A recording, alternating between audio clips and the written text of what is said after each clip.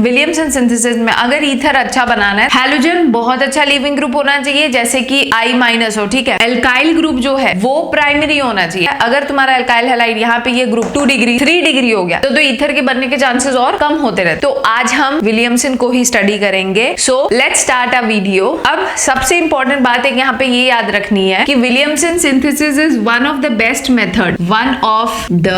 Best method for preparation of unsymmetrical ether. अगर हमें unsymmetrical ether prepare करना है तो उसके लिए विलियमसन एक बहुत इंपॉर्टेंट मेथड माना जाता है। अब देखो विलियमसन सिंथेसिस में क्या होता है। विलियमसन सिंथेसिस में हमें लेना क्या होता है, किसको किसके साथ रिएक्ट करना होता है, वो कौन से मैकेनिज्म को फॉलो करता है, इस सब चीजों को हम लोग समझेंगे, ठीक है। तो सबसे इंपॉर्टेंट बात, विलियमसन सिंथेसिस में एल्काइल हैलाइड मतलब RX is treated with sodium alkoxide मतलब O- Na+ और इस तरफ भी R ग्रुप, इसको हम लोग क्या बोलते हैं, सोडियम एल्कोक्साइड, और हम इसको ट्रीट करते हैं एल्काइल हैलाइड के साथ, ठीक। अब एक बात हमेशा याद रखना, ये जो विलियमसन सिंथेसिस है ये कौन से मैकेनिज्म को फॉलो करता है, इट फॉलोज SN2, ठीक है। तो SN2 क्या है, बाइमोलिकुलर न्यूक्लियोफिलिक सब्स्टिट्यूशन। बाइमोलिकुलर न्यूक्लियोफिलिक सब्स्टिट्यूशन में मैंने बताया था it is a one step process. यहाँ पे एक न्यूक्लियोफाइल हटेगा और उसके जगह एक दूसरा न्यूक्लियोफाइल ले लेता है, ठीक है। और ये जो दोनों ही स्टेप होते हैं ये दोनों ही स्टेप एक साथ होते हैं। मतलब कि यहाँ पे हमें पता है हैलोजन भी क्या होता है, एक बहुत अच्छा न्यूक्लियोफाइल होता है, ठीक। तो यहाँ पे ये निकलेगा, ये एक न्यूक्लियोफाइल निकलता है, मतलब यहाँ पे इसका बॉन्ड ब्रेक होता है, क्योंकि हमें पता है कि कार्बन से ज्यादा इलेक्ट्रोनेगेटिव कौन होता है, हैलोजन। तो इनका बॉन्ड पोलर है, तो यहाँ पे क्या होगा, इनका बॉन्ड टूटेगा, तो इस पे क्या होगा, प्लस चार्ज आएगा, ये एल्कोक्साइड का O-R+ इसके साथ बॉन्ड बनाना शुरू करेगा, ठीक है। तो यहाँ पे निकलता क्या है, NaX, और RO- वाले के साथ R+ वाला हिस्सा क्या हो जाएगा, जुड़ जाएगा। समझ आ रहा है, मतलब यहाँ पे एक ट्रांजिशन स्टेट फॉर्म होगा। वो ट्रांजिशन स्टेट कैसा होगा, ये R है, ये धीमे धीमे अपना हैलोजन के साथ बॉन्ड तोड़ रहा है, जिसकी वजह से इस पे आ रहा है पार्शियल नेगेटिव, इस पे पार्शियल पॉजिटिव, और सेम उसी टाइम पे क्या होता है, ये वाला O-R जो ये भी एक अच्छा न्यूक्लियोफाइल है, ये इस पे अटैक करता है। तो यहाँ पे क्या हो जाएगा, O-R, ये भी धीमे धीमे इसके साथ क्या होगा, बॉन्ड बनाना शुरू करेगा। फिर फाइनली ये इसका ट्रांजिशन स्टेट है, और यहाँ पे फाइनली क्या हो जाएगा, ये बॉन्ड, मतलब अभी मैंने बताया ना SN2 में ये वन स्टेप प्रोसेस होता है। तो वन स्टेप क्या है, यहाँ पे हैलोजन का बॉन्ड टूटना कार्बन के साथ और इस दूसरे न्यूक्लियोफाइल का कार्बन पे अटैक करना, ये दोनों ही स्टेप क्या होता है, एक ही साथ होता है, ठीक। तो यहाँ पे फाइनली क्या होगा, ये निकल जाएगा और इनका बॉन्ड पूरी तरीके से बन जाएगा। तो यहाँ पे बन जाएगा ROR that is ether, plus ये जो X जुड़ा है वो इसके N के साथ मतलब NaX फॉर्म में निकल जाएगा, ठीक है। तो ये बन गया हमारा ईथर। अच्छा, यहाँ पे क्योंकि ये SN2 को फॉलो करता है, तो यहाँ पे एक बात बहुत गौर करने वाली ये है कि यहाँ पे पहले कार्बन हैलोजन का बॉन्ड टूटेगा, तभी तो ये दूसरा न्यूक्लियोफाइल की जगह लेता है और इस R के साथ ज्वाइन होता है। तो यहाँ पे सबसे पहले एक बात तुम्हें याद रखनी है कि एल्काइल हैलाइड में your alkyl halide should be unhindered and a good leaving group। जितना अच्छा ये लीविंग ग्रुप होगा और इसके आसपास जितना छोटा एल्काइल ग्रुप लगा होगा, ये रिएक्शन उतना ज्यादा फेवरेबल होगा। समझ आया, इसीलिए बोला जाता है for the best synthesis of unsymmetrical ether your alkyl halide should be primary. क्या बोला मैंने भाई, ऑब्वियस सी बात है, SN2 को फॉलो करता है, तो SN2 में स्टेरिक हिंड्रेंस का बहुत बड़ा रोल होता है। अगर यहाँ पे कोई बहुत ज्यादा बल्की ग्रुप लगा होगा तो ये रिएक्शन क्या होगा, लेस फेवरेबल होता है। SN2 में ऑर्डर ऑफ रिएक्टिविटी क्या होती है 1 डिग्री, फिर 2 डिग्री, फिर 3 डिग्री। तो इसका मतलब एल्काइल हैलाइड अगर हमारा 1 डिग्री होगा तो ये रिएक्शन उतना जल्दी ईथर बनाएगा। अगर 2 डिग्री और 3 डिग्री होगा तो प्रोडक्ट ईथर भी बनता है, बट ईथर माइनर बन जाता है और बाकी चीजें मेजर बनती है। समझ आया, तो यहाँ पे ये बात याद रखना, for the best synthesis of unsymmetrical ether your alkyl halide should be primary। your alkyl halide should be 1 degree. ये बस मैं एक दो एग्जांपल से समझा देती हूँ। जैसे कि अगर हमने लिया CH3 CH2O minus Na plus plus इसको किसके साथ रिएक्ट कर दिया CH3 CH2 Br, ठीक। तो ये रिएक्शन मैंने बताया SN2 को फॉलो करता है। यहाँ पे क्या होगा, ब्रोमीन निकलेगा, यहाँ से Na निकलेगा और क्या हो गया माइनस NaBr निकाल दो, ये वाला हिस्सा इस वाले हिस्से के साथ जोड़ दो तो क्या बन जाएगा CH3 CH2O CH2 CH3 plus NaBr, ठीक है। अब इसका नाम क्या होगा, एल्कोक्सी एल्केन बोलते हैं ना, तो एल्कोक्सी एल्केन मतलब इथॉक्सी इथेन, इसका नाम क्या हो गया इथॉक्सी इथेन, ठीक। अब एक चीज समझो, अगर हमें अनसिमेट्रिकल बनाना है तो ये लो सोडियम फिनॉक्साइड, ये हमने लिया सोडियम फिनॉक्साइड, उसको ट्रीट करा दो CH3Br के साथ, ठीक। तो वही सेम चीज होगा, तुम्हें क्या करना है Na और Br को निकालना है। NaBr यहाँ से निकल गया और हमारा क्या बन गया OCH3, that is methoxy benzene. अब देखो यहाँ पे मैंने एक चीज समझाई थी कि अगर तुम्हें अनसिमेट्रिकल ईथर चाहिए वो भी बेस्ट यील्ड में, तो क्या होना चाहिए कि तुम्हारा एल्काइल हैलाइड के आसपास जो ये ग्रुप है एल्काइल ग्रुप, इसको क्या होना चाहिए प्राइमरी, और ये क्या होना चाहिए it should be a good leaving group, है ना। ये बात मैंने बताई। अब देखो इसको एग्जाम्पल के थ्रू समझते हैं। जैसे कि अगर एल्कोक्साइड तुम्हारा कोई भी हो उससे मैटर नहीं करता है, तुम्हारा एल्काइल हैलाइड क्या है वो डिसाइड करता है कि प्रोडक्ट क्या बनेगा, ठीक। जैसे कि मैंने लिया CH3O माइनस Na प्लस, इसका नाम क्या होगा टर्शरी ब्यूटॉक्साइड सोडियम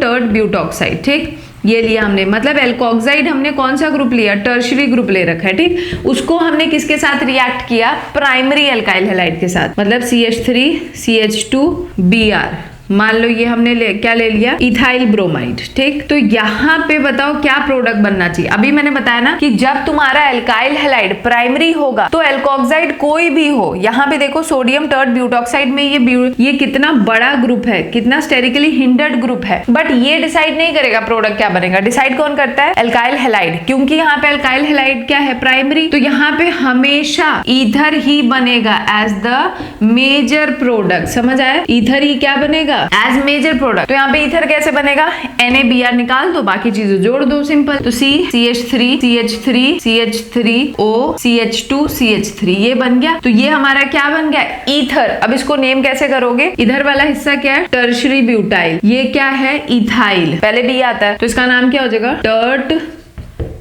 ब्यूटाइल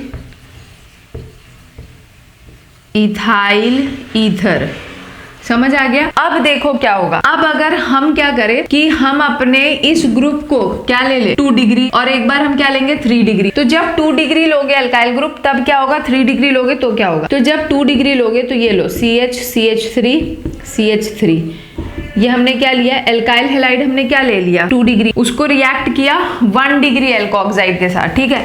मतलब एल्कोक्साइड हमारा ये हो गया CH3 CH2O minus Na plus. तो मैंने बताया ना प्रोडक्ट हमेशा कौन डिसाइड करेगा एल्काइल हैलाइड। तो यहाँ पे तुम्हारा एल्काइल हैलाइड कैसा है 2 डिग्री, तो यहाँ पे क्या होगा, यहाँ पे एलिमिनेशन भी होता है सब्स्टिट्यूशन के साथ, तो एलिमिनेशन की वजह से यहाँ पे एल्कीन भी बनेगा ईथर भी बनेगा, बट ईथर मेजर नहीं बनेगा, एज अ माइनर प्रोडक्ट बनता है, समझ आया। तो ये यहाँ पे क्या होगा ड्यू टू स्टेरिक हिंड्रेंस, यहाँ पे एक चीज लिख लेना due to steric hindrance elimination will also take place along with substitution, ठीक है। तो यहाँ पे याद रखना एलिमिनेशन रिएक्शन होगा तो एल्कीन भी बनेगा, और एलिमिनेशन कब होगा जब तुम्हारा एल्काइल हैलाइड कैसा होगा 2 डिग्री होगा या फिर 3 डिग्री होगा, ठीक है। और एल्कीन उस टाइम पे हमेशा कैसा बनता है एज द मेजर प्रोडक्ट, और जब सब्स्टिट्यूशन होगा तभी हमारा क्या होगा, और सब्स्टिट्यूशन में SN2 तो ही ईथर बनेगा, समझ आया। ये सब बातें नोट करने वाली। अब देखो यहाँ पे क्या बनेगा 2 डिग्री एल्काइल हैलाइड से मैंने बताया ना एल्कीन भी बनेगा, तो यहाँ पे पहले इससे एल्कीन एल्कीन बनाओ। तो एल्कीन बनाने के लिए क्या करना है, एलिमिनेशन करना है, एक हैलोजन हटा दो, एक हाइड्रोजन हटा दो। तो जिस कार्बन से क्या कर दो, हैलोजन हटाओ, और इसके बगल वाले से क्या कर दो, हाइड्रोजन हटा दो। तो हाइड्रोजन यहां से भी हटा सकते हो, यहां से भी हटा दो, कहीं से हटा दो। तो हमारा प्रोडक्ट बन जाएगा CH3CH double bond CH2 plus साथ में क्या बनेगा, ईथर। ईथर बनाने के लिए मैंने बताया ना, Na और Br हटा दो, बाकी सारे ग्रुप्स को आपस में जोड़ दो। तो यहाँ पे क्या हो जाएगा, CH3CH3O CH2 CH3, ठीक है। तो ये बन गया हमारे पास ईथर। बट याद रखना यहाँ पे एल्कीन हमारा कैसा होता है, मेजर प्रोडक्ट होता है, ये हमारा क्या होता है, माइनर होता है। समझ आ गया। अब मैं 3 डिग्री का एग्जांपल लूं। देखो 3 डिग्री अल्काइल हैलाइड क्योंकि बहुत ज्यादा स्टेरिकली हिंडर्ड हो जाएगा, मतलब ये ग्रुप बहुत ज्यादा स्टेरिकली हिंडर्ड होगा, मतलब बड़ा ग्रुप लगा होगा, तो यहाँ पे ईथर के बनने के चांसेस ना बहुत कम हो जाते हैं। यहाँ पे सिर्फ और सिर्फ क्या बनेगा, एल्कीन, ठीक है। तो अगर मैं एग्जांपल से समझाऊं तो ये रहा CH3 ये क्या हो गया, Br plus CH3CH2O minus Na plus, ये लिया। तो अब ये क्या है, 3 डिग्री अल्काइल हैलाइड। तो 3 डिग्री अल्काइल हैलाइड क्या बनाएगा बताओ, 3 डिग्री अल्काइल हैलाइड क्या बनाता है, ओनली एल्कीन, ठीक है, ठीक। तो यहाँ पे क्या होगा, अब एल्कीन बनाना है तो क्या करो, ये पोलर बॉन्ड होता है, यहाँ से ब्रोमीन निकलेगा, मैं इसको ऐसे लिखते हैं CH2H, ये हाइड्रोजन अपना इलेक्ट्रॉन देके जाता है with the help of this group, ये ग्रुप इस पे अटैक करेगा। तो यहाँ पे क्या होगा, CH3CH2OH बन जाएगा, और यहाँ से ब्रोमीन निकल गया, और इनके बीच में, इन दो कार्बन के बीच में डबल बॉन्ड हो जाएगा, ठीक है। तो क्या बन गया, C डबल बॉन्ड CH2, इधर CH3, इधर CH3, ठीक है, ठीक, और साथ में CH3CH2OH प्लस NaBr। समझ आया। तो आई होप ये क्लियर होगा। विलियमसन सिंथेसिस में तुम्हें सिर्फ एक बात याद रखनी है, वो क्या है कि तुम जो अल्काइल हैलाइड ले रहे हो वो डिसाइड करता है प्रोडक्ट क्या बनेगा। अगर तुम्हारा अल्काइल हैलाइड प्राइमरी है तो ether is formed as the major product. अगर तुम्हारा अल्काइल हैलाइड कैसा है, 2 डिग्री है, तो एल्कीन बनता है और ईथर भी बनता है, बट एल्कीन मेजर बनता है, ठीक है। वाइल अगर 3 डिग्री अल्काइल हैलाइड ले रहे हो तो तुम एल्कोक्साइड कैसा भी लो, कितना भी छोटा लो, उससे फर्क नहीं पड़ता। ईथर हमेशा 2 डिग्री और 3 डिग्री में क्या होगा, उसके बनने के चांसेस कम होने लगते हैं। 3 डिग्री में बिल्कुल ही खत्म हो जाता है, बहुत ही कम बनता है। समझ आया। मेनली कौन बनता है, as alkene as the major product, और 2 डिग्री में भी एल्कीन ही बनता है एज द मेजर प्रोडक्ट। समझ आया। देखो अब अगर पीछे की बात तुम्हें अच्छे से समझ आ गई है तो तुम्हें ये बात क्लियर हो जाएगा। जैसे कि अगर मैंने बोला, जैसे विलियमसन सिंथेसिस में ना ये वाले ग्रुप्स, अल्काइल हैलाइड से लगे हुए ग्रुप बहुत डिसाइडिंग फैक्टर होता है प्रोडक्ट डिसाइड करने में, ठीक है। इसीलिए हम विलियमसन सिंथेसिस से डाई आइसोप्रोपाइल ईथर और डाई टर्ड ब्यूटाइल ईथर को नहीं प्रिपेयर कर सकते, ठीक है। इनके चांसेस कम हो जाते हैं। रीजन क्या है, अगर मुझे डाई आइसोप्रोपाइल ईथर बनाना है तो क्या करना पड़ेगा, CH3 और यहाँ क्या ले लूँ Br, और मैं इसको किसके साथ रिएक्ट कराना पड़ेगा मुझे, CH3O माइनस Na+, ठीक है। अब डाई आइसोप्रोपाइल यहाँ पे कैसे बनेगा, देखो डाई आइसोप्रोपाइल ईथर का स्ट्रक्चर कैसा होता है, CH3O CH3 ये होता है डाई आइसोप्रोपाइल ईथर, ठीक। तो ये हमेशा यहाँ पे एज अ माइनर प्रोडक्ट बनेगा। रीजन क्या है, रीजन ये है कि यहाँ पे जो अल्काइल हैलाइड है वो क्या है बेटा, 2 डिग्री, ठीक है। तो अगर अल्काइल हैलाइड 2 डिग्री होता है तो एलिमिनेशन भी होता है ना, यहाँ पे एलिमिनेशन भी हो रहा है अलोंग विथ सब्सटीट्यूशन, ठीक है, अलोंग विथ सब्सटीट्यूशन। तो और यहाँ पे हमेशा क्या होगा, एलिमिनेशन के वजह से एल्कीन बन जाएगा, alkene will be formed as major product, ठीक है। तो यहाँ पे क्या होगा बताओ, एल्कीन बनाने के लिए क्या होगा, यहाँ पे मैंने बताया इस CH3 को मैं CH2H लिख सकती हूँ, यहाँ पे ये बॉन्ड टूटेगा, ये हाइड्रोजन अपना इलेक्ट्रॉन देके जाएगा with the help of this group, ठीक। तो यहाँ पे क्या हो जाएगा, CH3CH डबल बॉन्ड CH2, एक तो ये बनेगा एल्कीन, साथ में क्या बन जाएगा, CH3OH ये बनेगा, और साथ में डाई आइसोप्रोपाइल ईथर भी बनेगा, बट ये माइनर बनेगा। तो अगर तुम्हें विलियमसन से डाई आइसोप्रोपाइल ईथर बनाना है तो फायदा क्या है, उसके लिए तुम्हें लेना क्या पड़ेगा, 2 degree alkyl halide and 2 degree sodium alkoxide. तो 2 डिग्री अल्काइल हैलाइड तो हमेशा एल्कीन दे देगा मेजर प्रोडक्ट में। तो इतना जद्दोजहद करके फायदा क्या जब तुम्हें मेन चीज ही माइनर में मिल रही है। सेम अगर तुम्हें क्या करना है, डाई टर्ट ब्यूटाइल ईथर बनाना है तो क्या करना पड़ेगा, डाई टर्ट ब्यूटाइल क्या होता है, CH3 O और सेम यहाँ पे भी CH3 यही तो होता है डाई टर्ट ब्यूटाइल ईथर। अब इसके लिए तुम्हें लेना क्या पड़ेगा, CH3 Br 3 degree alkyl halide, क्या लेना पड़ेगा, 3 डिग्री अल्काइल हैलाइड, ठीक। और साथ में क्या करना पड़ेगा, CH3 O माइनस Na+, ये लोगे तभी तो वो मिलेगा।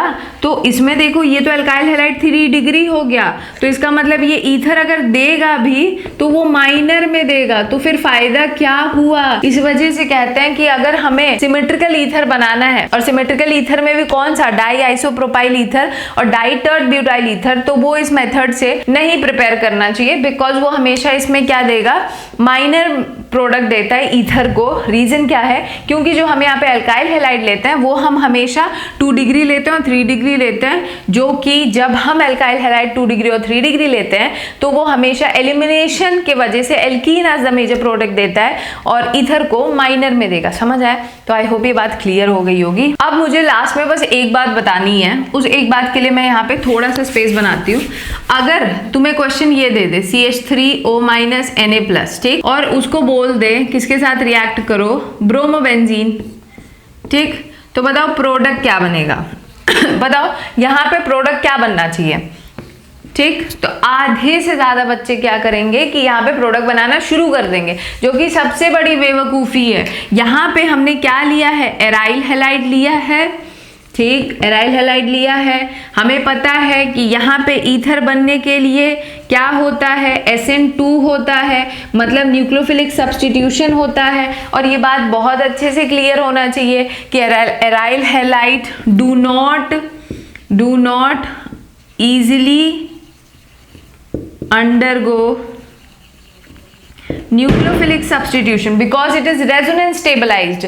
तो कभी भी अगर क्वेश्चन तुम्हें ऐसा दे दे विलियमसन सिंथेसिस में, अगर तुम्हारा एल्काइल, मतलब अभी तक हम एल्काइल हैलाइड ले रहे थे, अगर तुम्हें विलियमसन सिंथेसिस में एल्कोक्साइड के साथ एराइल हैलाइड दे दे और प्रोडक्ट पूछ ले, तो बेवकूफी मत करना कि पेन कॉपी निकाल के बिल्कुल प्रोडक्ट बनाने लग जाए। नहीं, वहां पे आगे क्या लिख दोगे, no reaction, because aryl halide जो है वो न्यूक्लियोफिलिक सब्स्टिट्यूशन इतना इजीली नहीं देता है, बिकॉज वो रेजोनेंस स्टेबलाइज्ड है। समझ आया? तो यहाँ पे आंसर क्या लिखोगे, नो रिएक्शन। समझ आया? तो आई होप विलियमसन सिंथेसिस बहुत अच्छे से क्लियर होगा। विलियमसन सिंथेसिस कुछ नहीं है, मैंने बताया ना, सिंपल मैकेनिज्म पता होना चाहिए, उसके बाद सिर्फ पॉइंट्स हैं जो क्लियर होने चाहिए। अगर वो क्लियर है तो इसके क्वेश्चंस बहुत आसानी से हो जाते हैं। आई होप क्लियर हो गया होगा। मिलते हैं नेक्स्ट वीडियो में, जिसमें हम कोई नेक्स्ट टॉपिक को डिस्कस करेंगे।